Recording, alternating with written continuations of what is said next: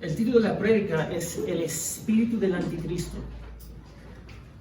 Dice la lectura: hijitos, es la última hora, y así como oyeron que el anticristo viene, también ahora han sugerido muchos anticristos. Pero eso sabemos que es la última hora. Ellos salieron de nosotros, pero en realidad no eran de nosotros, porque si hubieran sido de nosotros, habrían permanecido con nosotros.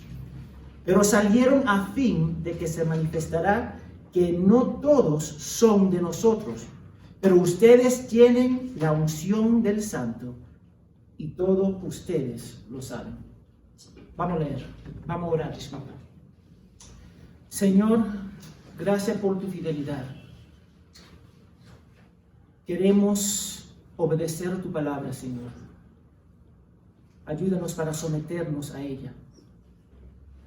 Ilumina la grandeza de Cristo, de tu amor, a través de la Escritura, y que nosotros podamos vivir vidas que te glorifica en cada momento en que respiramos, Señor. Protégenos de caernos en el error, Señor, y el orgullo. Gracias, Padre. En el nombre de Jesús, amén y amén. Bueno, ahora Juan está advirtiendo directamente a los hermanos contra los falsos maestros del versículo 18 al 27. Recuerda que la iglesia, leyendo la carta, estaban luchando con ex hermanos que creían de una forma el gnosticismo, que decía que todas las personas tenían el espíritu dentro de ellos, que solamente tenía que despertarse y conectarse con Dios, y ahí negando la persona y obra de Jesucristo. Los gnósticos enseñaban que la materia era intrínsecamente mala, y para lograr la salvación en el mundo material uno necesitaba llegar al gnosis, la revelación espiritual, una revelación especial para conectarse a Dios. Y sabemos que la Biblia dice claramente, 1 Corintios 2:14, pero el hombre natural no recibe las cosas que son del Espíritu de Dios, porque para él son locura y no las puedes entender. Juan quería asegurar a los hermanos que ellos no necesitaban una revelación especial, porque todo lo que ellos necesitaban para la salvación se encontraba en Cristo. Cristo es suficiente.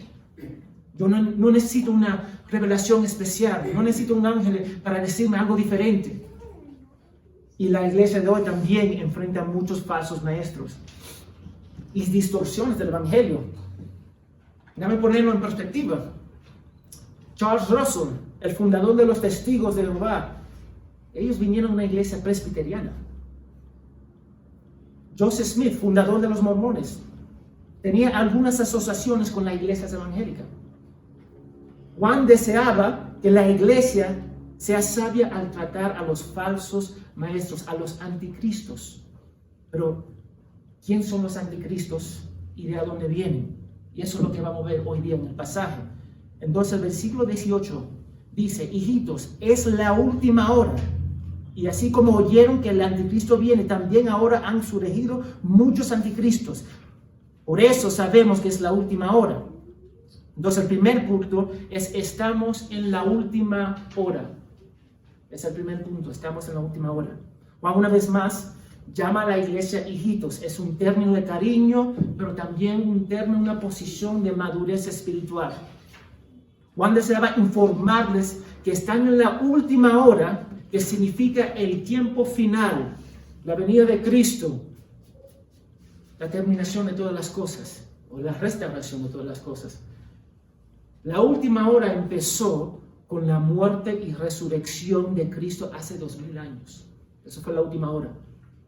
Es un concepto difícil para que nosotros podamos captar y entender que estamos limitados por el espacio y el tiempo, pero es la última hora.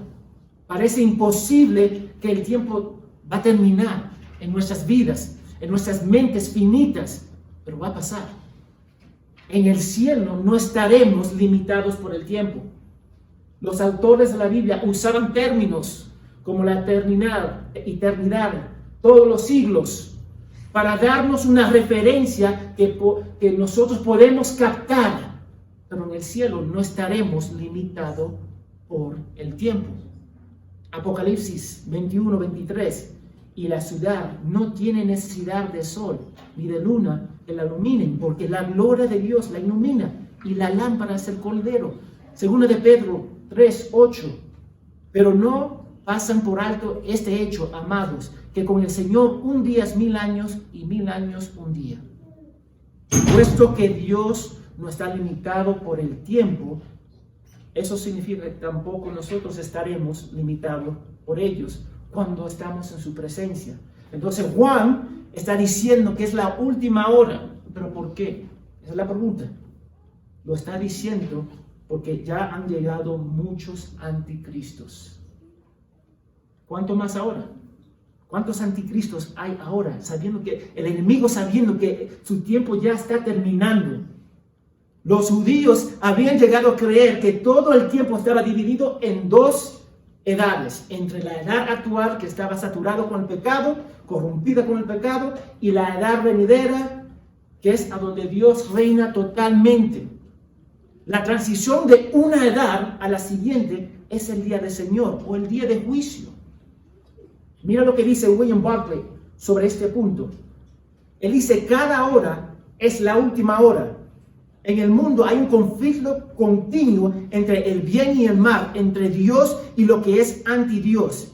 Y en cada momento y en cada decisión nos enfrentamos a la elección de alinearnos con Dios o con las fuerzas malignas que están en contra de Dios, y así asegurar o no asegurar nuestra propia participación en la vida eterna. El conflicto entre el bien y el mal nunca se detiene. Por lo tanto, la elección nunca se detiene. Entonces, en un sentido muy real, cada hora es la última hora. Cada hora es la última hora. Para el cristiano, hoy día estamos viviendo en la última hora, porque la palabra de Dios lo dice. La razón por que nosotros estamos en la última hora es porque hay muchos anticristos entre nosotros. Ahora, ¿qué quiere decir Juan con anticristos? La palabra anticristo solo se encuentra en las cartas de Juan. En Tesalonicenses, el anticristo se refiere al hombre de pecado. Anti puede significar contra o en lugar de Cristo. Anti puede significar contra en lugar de Cristo. Un ejemplo: si está en contra de Cristo, es Pablo persiguiendo la iglesia. Está contra de Cristo. ¿Qué pasó en el camino a Damascus? Jesús se presentó y Jesús dijo: ¿por qué me está persiguiendo? Y él dijo: ¿quién eres? Está en contra de Jesús, o Satanás, que hace todo lo posible para ir en contra de él.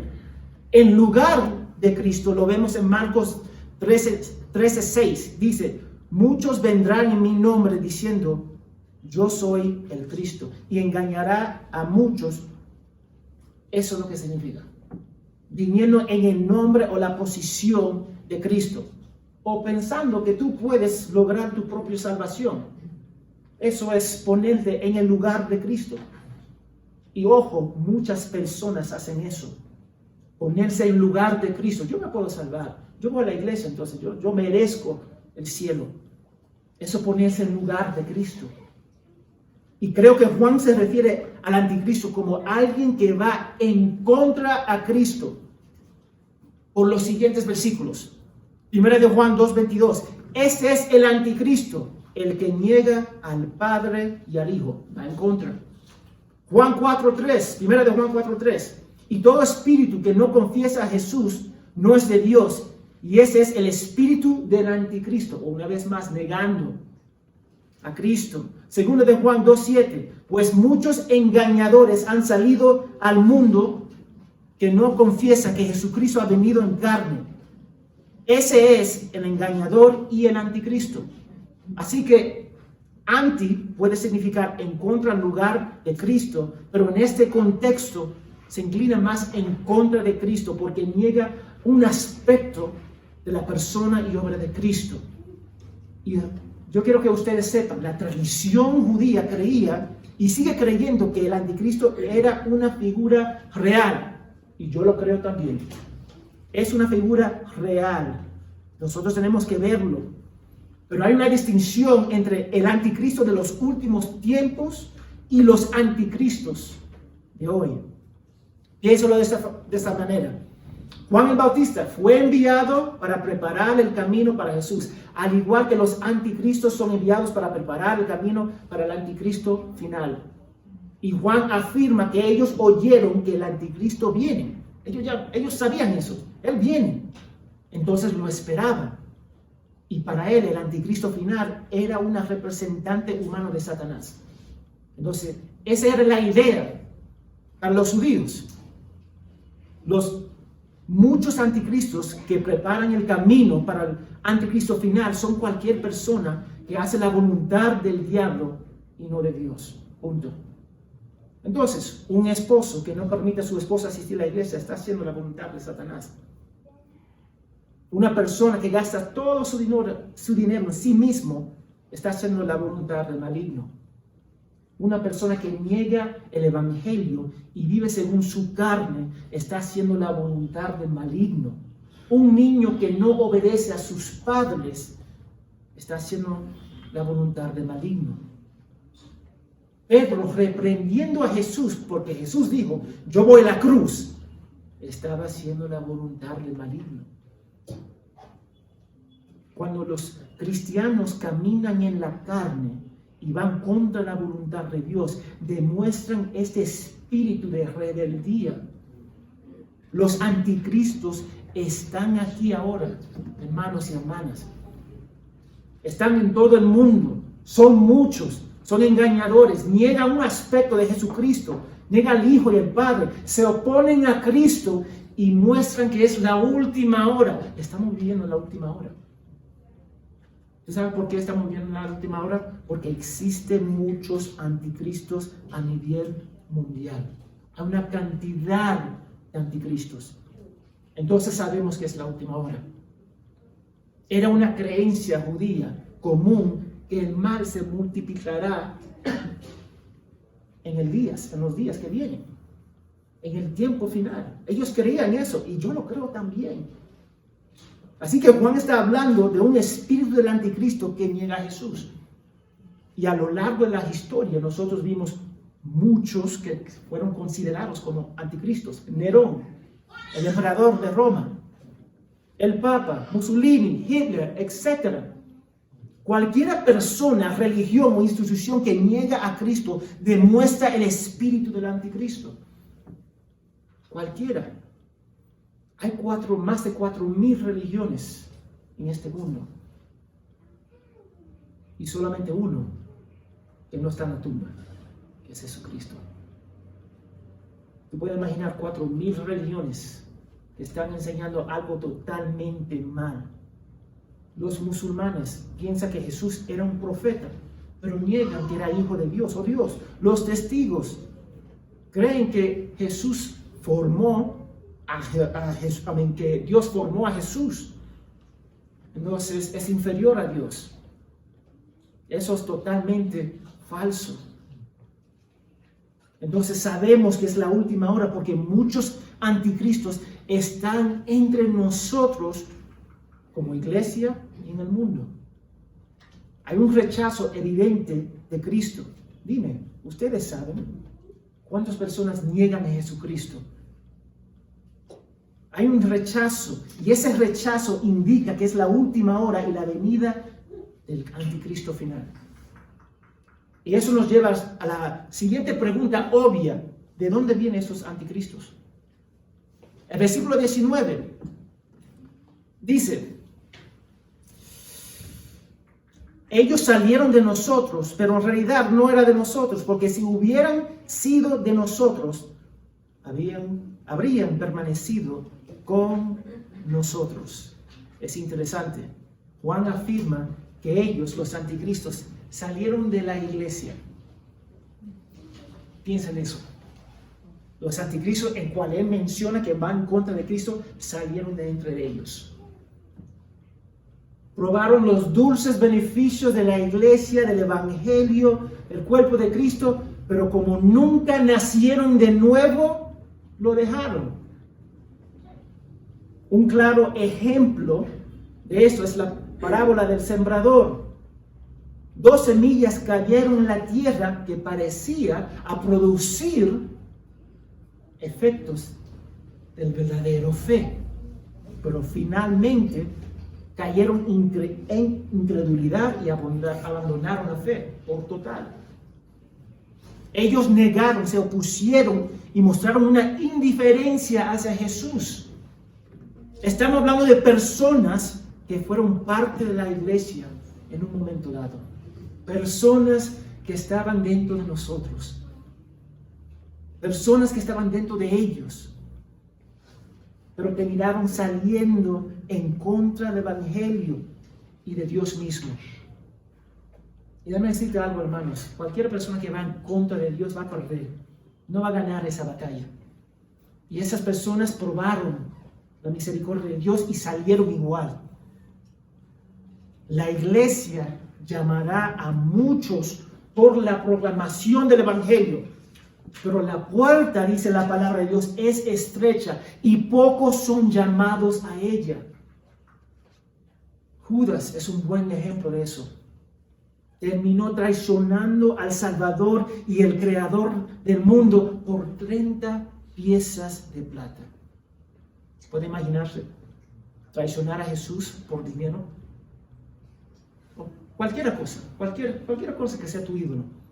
Él renunció de ser coheredero con Cristo para ganar dinero. Eso para mí es totalmente ilógico. Él rechazó la salvación eterna, siendo justificado y adoptado por Dios por dinero. Amó más al mundo, que vimos la semana pasada, amó más al mundo, y en este caso el dinero, la plata, que el Creador y el Salvador del mundo, del universo. Eso no tiene sentido. Cambiar para estar bien con Dios, la eternidad, ser coheredero de todo en el mundo por dinero. Y aunque la Biblia es lógica, es beneficiosa, eso nos muestra que la salvación es solo del Señor. Él estaba con Jesucristo, Él estaba con Dios. Y aún eso lo rechazó. ¿Sabe por qué? Porque nadie puede ir a Dios si Dios no lo salva. La salvación no es mía, no es tuya, es del Señor. Y para el hombre es imposible para salvarse. Es imposible. Y eso es clave para Juan. Si ellos, los anticristos, se hubieran convertido en realidad y hubieran puesto toda su confianza en Cristo como su Señor y Salvador, habrían continuado en el cuerpo de Cristo. Pero Dios nunca los salvó. Ellos simplemente estaban entre nosotros, entre la iglesia de ese entonces.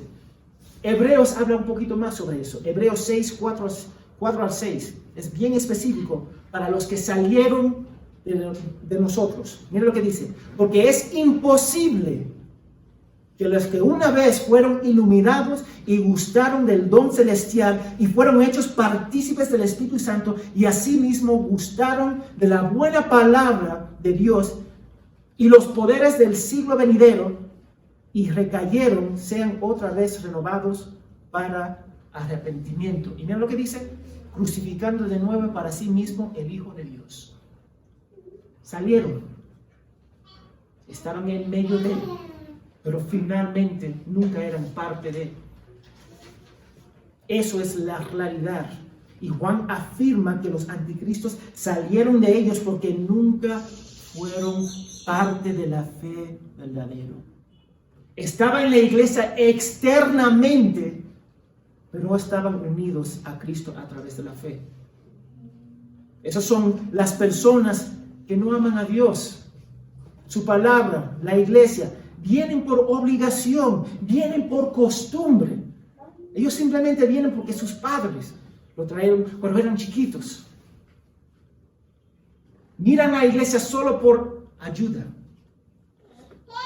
Vienen por costumbre pero no están enamorados de Dios, no están enamorados de Cristo y no ponen su fe en Él. Esas son esas personas. Los hermanos pueden afirmar que saben que ellos nunca fueron parte de la iglesia, nunca fueron parte de Cristo, porque se fueron y negaron a Cristo de alguna manera. Eso implica que un verdadero creyente nunca abandonará la fe. Jamás, porque Dios lo sostiene. Es Dios que me sostiene. Es Dios que te sostiene. Un verdadero creyente pasará por pruebas, tribulaciones, debido a su fe, pero nunca dejará su fe en Cristo, porque no depende de Él, depende del Dios Todopoderoso. Y Jesús dijo que no perderá ninguno que el Padre le dé. Esa es la realidad. Y mira cómo Juan termina el versículo 19. Pero salieron a fin de que se manifestará que no todos son de nosotros. Aquellas personas que dejaron la iglesia, abandonaron la fe, le dieron a la iglesia un indicador para distinguir entre los verdaderos creyentes y los falsos conversos. Y hay muchos. En la iglesia hay muchos falsos conversos. Y debemos entender el daño que esos anticristos estaban haciendo a la iglesia. En versículo 22 afirma que negaron a Jesús como Mesías. De este capítulo, que vamos a ver eso un poquito más adelante, en las semanas que vienen. Ahora, si ellos niegan a Cristo, si Jesús no era el Mesías, eso significa que su fe y su religión es en vano. Si Él no resucitó, si Él no vino en la carne, nuestra fe es en vano. Si Él no es el Cristo, ¿por qué estamos acá? Hacen mucho daño. En el versículo 26, los anticristos estaban tratando de engañarlos. Estas personas eran peligrosas y Juan estaba tratando de equiparlos contra la mentira. Ellos querían causar daño a la iglesia. Es como darle a un niño de 5 años drogas. Toma, úsalo. Es para tu bien. ¿Qué va a pasar? Te puede matar. Se puede convertir en un adicto a una esa edad. Y hay dos verdades fundamentales que debemos destacar. Uno, la iglesia vivió una vida de santidad, santificación y amor hacia Dios, y los demás, según la Escritura, no eran perfectos, pero crecían en madurez y santidad. Y debido a que vivían de esa manera, los falsos maestros, los falsos conversos, no tenían otra respuesta que huir de ellos, de la iglesia, o arrepentirse. Eso fue la respuesta natural. Y cuando la iglesia vive como debe, la única respuesta para un incrédulo es sentir la presión y el amor del evangelio y someterse a Cristo o dejarla. No hay otro. Ojo, en esa época muchos intentaron el cristianismo porque era popular, pero no pudieron y no quisieron mantener ese estilo de vida, así que se fueron. Eso es un desafío para nosotros hoy día. Deberíamos vivir de tal manera que los incrédulos no se sientan cómodos, no porque somos indiferentes hacia ellos, sino porque estamos viviendo nuestra fe. Así deberíamos vivir. Y los creyentes deberían sentirse en casa porque nuestro propósito es la gloria de Dios. No importa quién tú eres. Si eres hijo de Dios, el propósito de la iglesia es la gloria de Dios. Eso es la realidad. Queremos mostrar la gloria de Dios, la depravación del hombre, anunciar el evangelio, ayudarnos para crecer en madurez, en amor y gracia. Eso es lo que la iglesia debería hacer. Y cuando la iglesia vive como debe vivir, obliga al incrédulo a arrepentirse o salir. del cuerpo. Hay una tendencia, hermanos, a hacer que el incrédulo se siente más cómodo dentro de la iglesia. Y déjame decirte, eso no es bíblico. La iglesia no es para los incrédulos. Es para los creyentes, para que ellos pueden crecer en madurez, en las buenas obras, motivados por amor, amarnos unos a otros, proclamar el evangelio, equipar a los santos y ser sal y luz colectivamente y individualmente. Déjame decirte, no estamos llamados a ser los incrédulos más moralistas. Eso no es mi trabajo. Eso no es el trabajo de la iglesia. No estamos llamados a ser a los incrédulos más moralistas. Para caminar y vestirse bien al ir al infierno. Eso no es nuestro llamado. No estamos llamados a ser los incrédulos más autoindependientes. Eso no es nuestro llamado. Estamos llamados a demostrar con el poder del Espíritu Santo a través de las vidas cambiadas nosotros que este mensaje del Evangelio es verdadero y animar a la gente a arrepentirse para la gloria de Dios.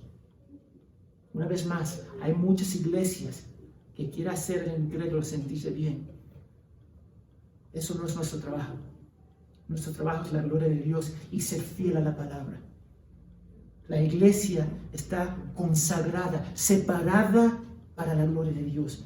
Juan nos está mostrando en el versículo 18 que estamos en la última hora porque muchos anticristos salieron de entre nosotros. Y los anticristos son cualquier persona que hace la voluntad del diablo y no la voluntad de Dios. Es el anticristo.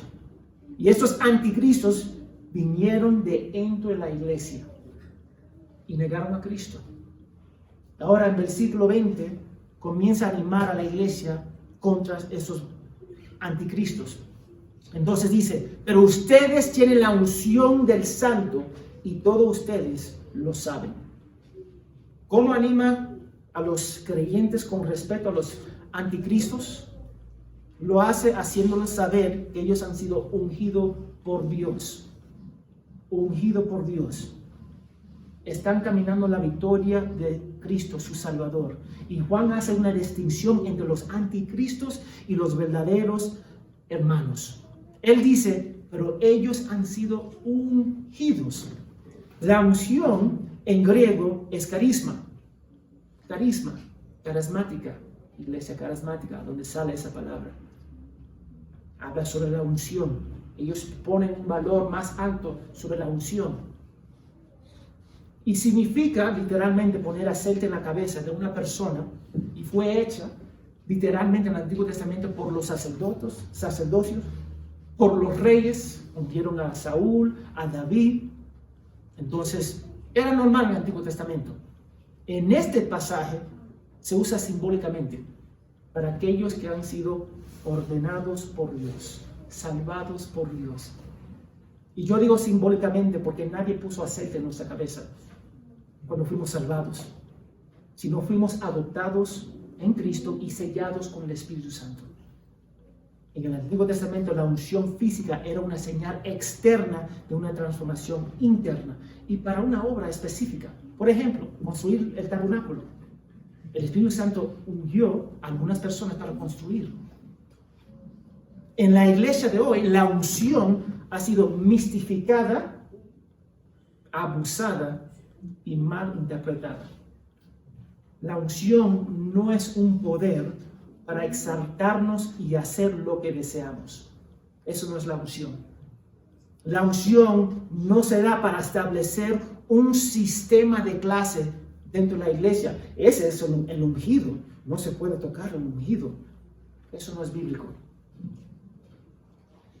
No se da solo a algunos cristianos. Él tiene la unción, yo no tengo la unción. Cada persona salvado por Cristo tiene la unción, tiene el sello del Espíritu Santo en sí mismo. No es una arma para usarlo como se ve y se siente mejor. Yo voy a sanar fulano de tal, pero no voy a sanar a esa persona, porque yo tengo el poder. Mira, exaltando al hombre. La unción es el Espíritu Santo con que fuimos salvados por Dios, dotados por Dios cuando fuimos una vez más salvados, y que les confirma la verdad del mensaje de Cristo. Esa es la unción. Todos los verdaderos creyentes son ungidos por Dios. Todos. Ahora, algunos son más guiados por el Espíritu que otros, pero todos tenemos el mismo Espíritu dentro de nosotros. Cada uno de nosotros. Cada uno de ellos, los hermanos, en Juan está recibiendo la carta de Juan. Porque ese Espíritu Santo nos lleva a creer en el Evangelio, en Cristo. Pero ¿qué significa ser guiado por el Espíritu Santo? Otra cosa que es mistificado. Gálatas 5:18. Voy a tomar un versículo. Hay un montón de versículos, pero voy a tomar este versículo. Afirma que si somos guiados por el Espíritu, no estamos bajo de la ley. Caminar por el Espíritu no es una cuestión de rendición pasiva. No es una cosa de rendición pasiva. Oh, yo me rindo al Señor, no hago nada. No. La vida guiada por el Espíritu es una vida de conflicto. Porque están en constante combate con los viejos hábitos de la carne que sigue tentando al creyente. Y si vives bajo la ley, vives por la carne. Si vives por el Espíritu, estás luchando activamente contra los deseos de la carne y sometiéndote a la voluntad de Dios, revelada en las Escrituras como un buen soldado, guiado, luchando contra la carne. Mira lo que dice John MacArthur sobre el punto. La carne es impotente para cumplir la ley y la ley es impotente para conquistar la carne. Tenemos que confiar en el Espíritu. Tenemos que confiar en Dios. Tenemos que confiar en su palabra. Tenemos que luchar contra nuestros deseos. Ay, no quiero venir a la iglesia. Ay, no quiero leer. Ay, no quiero amar a mi hermano. Oh, yo solamente voy a ayudar de esta manera porque me conviene. Los verdaderos creyentes ya están siendo guiados por Cristo a través del poder del Espíritu Santo. No necesitamos orar para ser guiados por el Espíritu, en realidad, porque cada uno estamos siendo guiados por el Espíritu. Necesitamos orar por la obediencia y la alegría de seguir su guía. Esa es la dificultad. Todos nosotros oramos, oh, el Espíritu Santo guíame, Dios guíame. Eso no es la oración. La oración es, Dios, ayúdame para someterme a tu voluntad, a tu guía. Recuerden que ellos estaban luchando con el gnosticismo. Juan quería hacerles entender que el gnosticismo no puede añadir nada útil a la enseñanza de Cristo. Nada. Los hermanos son ungidos como Jesús fue ungido. Hechos 10:38, como Dios ungió con el Espíritu Santo y con poder a Jesús de Nazaret. Él fue ungido. Y no pierdas este punto. Cada verdadero creyente ha sido ungido por Dios con el Espíritu Santo en la salvación. Al inicio, cuando Dios te salvó. Entonces, la idea que necesitamos recibir el Espíritu Santo después de la salvación no es bíblica. Y también es antibíblico para decir que tenemos que hablar en lenguas como señal del bautismo del Espíritu Santo. Yo no lo veo en la Biblia. No lo veo. Una vez más, hay muchas personas que quieren mistificar la unción. Es bien sencillo ser guiado por el Espíritu Santo y someterte. Y Juan, mira cómo termina diciendo, y todos ustedes lo saben. Mejor traducido, tú lo sabes todo, en realidad, en el griego. Y la idea es que un cristiano tiene una unción del Espíritu Santo, del Santo, en este caso, que está equilibrado por la declaración que vemos en versículo 27. La unción te enseña sobre todas las cosas. Todo lo que nosotros necesitamos para la salvación se encuentra en Cristo. Nada más, nada menos. Eso significa que no necesitan a nadie y menos a los que salieron de la iglesia y están negando a Jesús para enseñarles algo sobre la salvación. Y recuerden, que estaban engañando a las personas, estaban negando que Jesús vino en la carne. Así que su nueva naturaleza produjo un nuevo instinto de conocer la verdad. Nadie me tiene que decir que el Evangelio es cierto. El Espíritu Santo, por instinto, porque cambió este corazón, cambió esta mente, lo cree. Yo puedo estar en un país lleno de musulmanes, nadie me va a cambiar mi opinión, porque el Espíritu Santo, como instinto nuevo, me guía a esa verdad. Y para los hermanos recibiendo la carta de Juan, no tenían necesidad de más revelación especial sobre la salvación. No necesitaban nada. Y en ese pasaje hemos visto que vivimos en la última hora porque muchos muchos anticristos han entrado al mundo. Estamos en la última hora porque hay muchos falsos maestros. Debemos vivir en el estado elevado en que Cristo vendrá y el anticristo final hará su presencia en el mundo. Así deberíamos vivir. El espíritu del anticristo es cualquiera que vaya en contra de la voluntad de Dios, y ya muchos han salido por todo el mundo. Tú vas a cualquier parte del mundo y vas a encontrar personas que niegan a Jesús de una forma. Juan nos está mostrando que no todos los que vienen a la iglesia son verdaderos creyentes. Y que no necesitamos una revelación especial para la salvación, porque ya todos somos ungidos con el Espíritu Santo. Y sabemos todo lo que necesitamos para la salvación se encuentra en Cristo. Y en Cristo tenemos todo lo que necesitamos una vez más para la salvación y para estar bien con Dios. Pero ¿qué significa eso para nosotros? Lo primero que yo quiero destacar es reconocer que la idea que estamos viviendo en la última hora. La semana pasada hablamos sobre el amor al mundo. Estamos en este mundo, pero no somos parte del mundo, porque debemos valorar a Dios por encima de todas las cosas que este mundo nos puede ofrecer. Eso debería ser nuestra actitud. Pero, ¿ustedes creen que es la última hora? Muchos hermanos van a decir, sí, yo creo. Pero ¿viven de acuerdo con esa creencia? Ahí está el detalle. Luchamos. Amamos a veces más las cosas del mundo. Hermanos, estamos viviendo la última hora. Mira cuántos anticristos, falsos maestros, falsas religiones e iglesias que hay en el mundo. ¿Han visto lo intolerante que las personas son contra los cristianos? Es impresionante. Estamos una vez más en la última hora.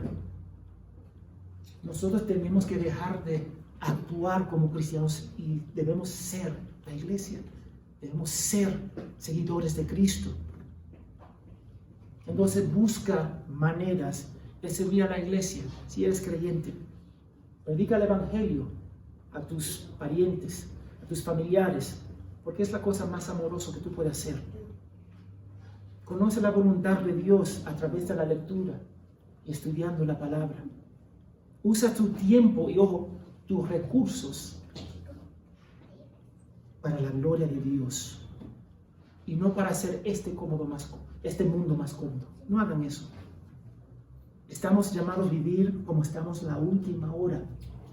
Y si pensamos que es la hora final y que Cristo regresará en cualquier momento, nuestras prioridades, pensamientos, sentimientos y acciones deberían ser distintas. Deberían.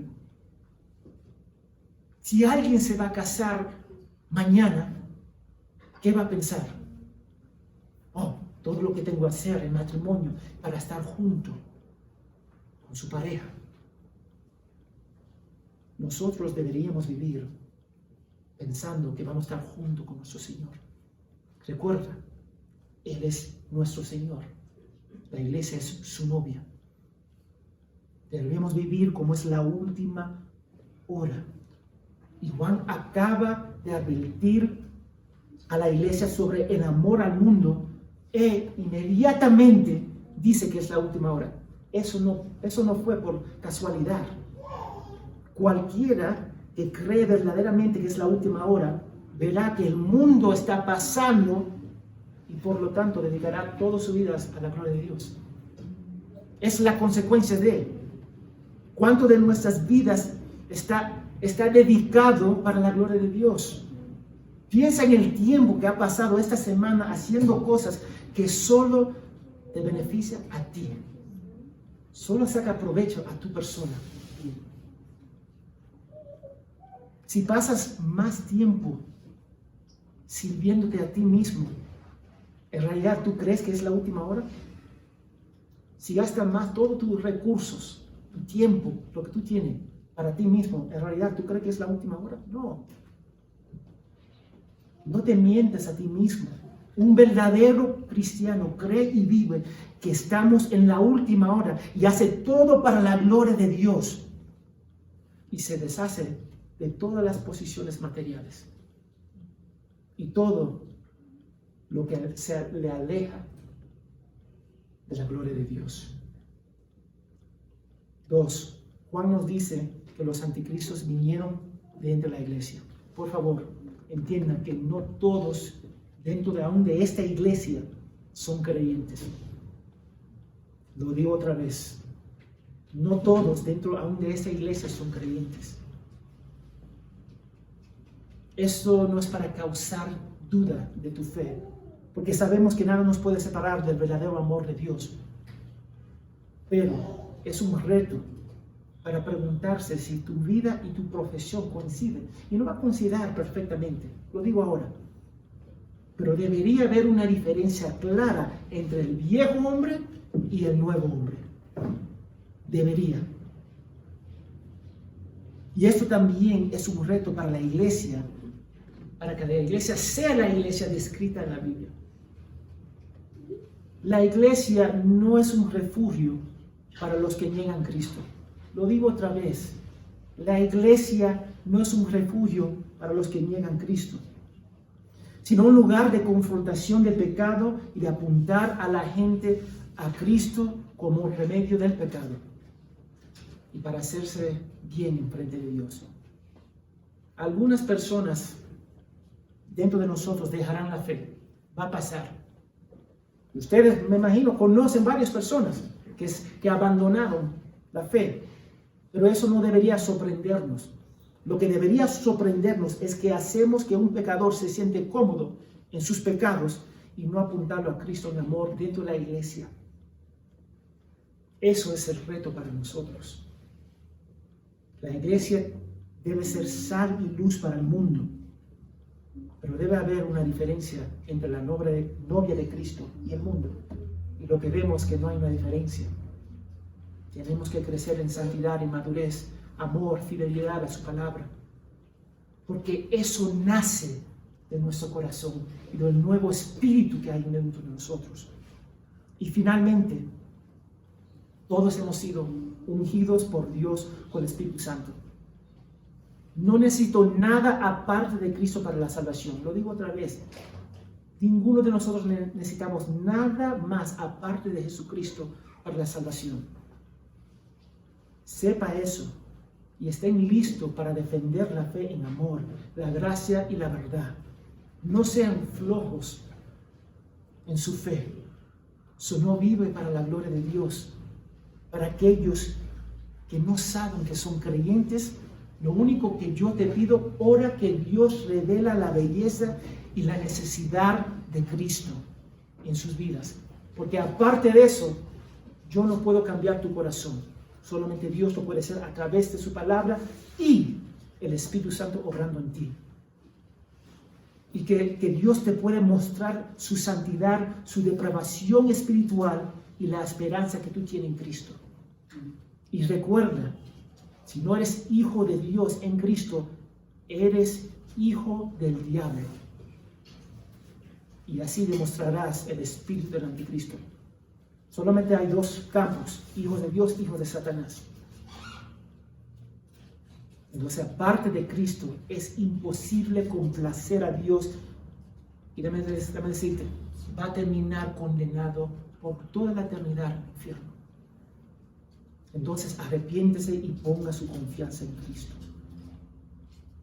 Que Dios nos ayude como iglesia a ser el cuerpo de Cristo cada día, creciendo en madurez, amor, gracia, conocimiento, sabiduría para su gloria y amando menos al mundo que vimos la semana pasada.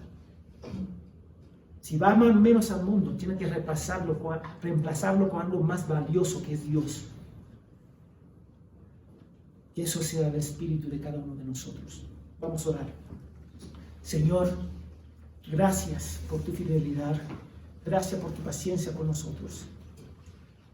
Que nosotros podemos entender que somos amados por ti y nada nos puede separar de tu amor, Señor. Tú mereces toda la gloria y toda la honra. A veces nos olvidamos que somos adoptados y nos comportamos como huérfanos, que podemos caminar en la verdad de tu gracia y de tu amor, sabiendo que somos ungidos por ti, sellados con el Espíritu Santo y que estamos en la última hora, porque hay un montón, Señor, de anticristos en este mundo. Guíanos, Padre, para hacer la iglesia, para tu gloria y honra. En el nombre de Jesús. Amén y amén.